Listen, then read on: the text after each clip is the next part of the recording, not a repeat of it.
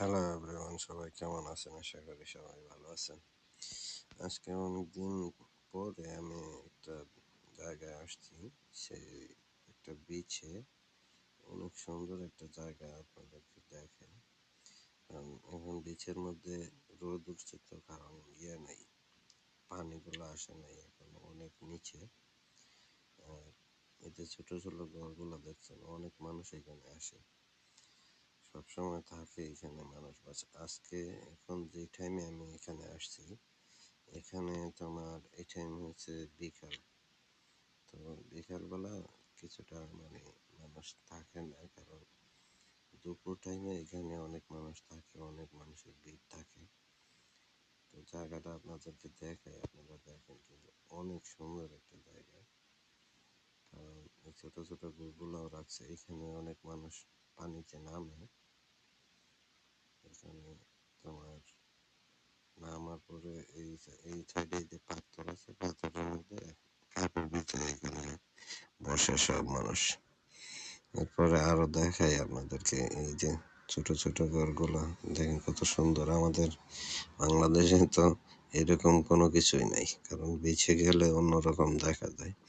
আর এই জায়গায় আসছি, মানে অন্যরকম একটা ফিল হইতেছে, কারণ অনেক সুন্দর। ওই যে সামনে দেখা যাইতেছে, ওইদিকে গেলে ফ্রান্সে যাওয়া যায়। এই জায়গায় ওই পানিটা তোমার ওই পারে গেলে, মানে নৌকা বা অন্য কিছু দিয়ে গেলে এখানে ফ্রান্সে যাওয়া যায়। এই জায়গাটা অনেক সুন্দর আসলে। কি বলবো, মাঝে মধ্যে এখানে পানি আসার পরে অনেক নৌকা টোকা আসে, তো অনেক মানুষ থাকে। এই যে মানুষ আরো দুইজন দেখতেছি আমি ওই সাইডে, মানুষ হাঁটাফাটা করতেছে। আর এই জায়গাটাও দেখাই আপনাদেরকে, এইখানে আর একটু সামনে যাই আমি, সামনে গেলে আপনারা ভালোভাবে দেখতে পারবেন। কারণ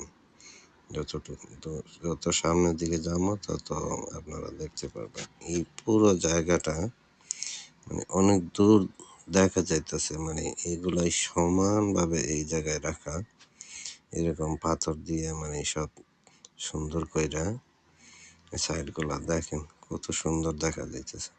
কিন্তু এখন বিকালবেলা আসলে পানিগুলো নাই।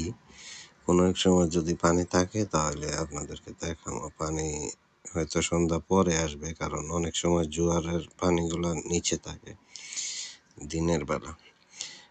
প্রায় সময় আবার দিনের বেলা 12টা 1টার দিকে তোমার ওই টাইমে পানি আসে, তখন অনেক মানুষ আসে এখানে।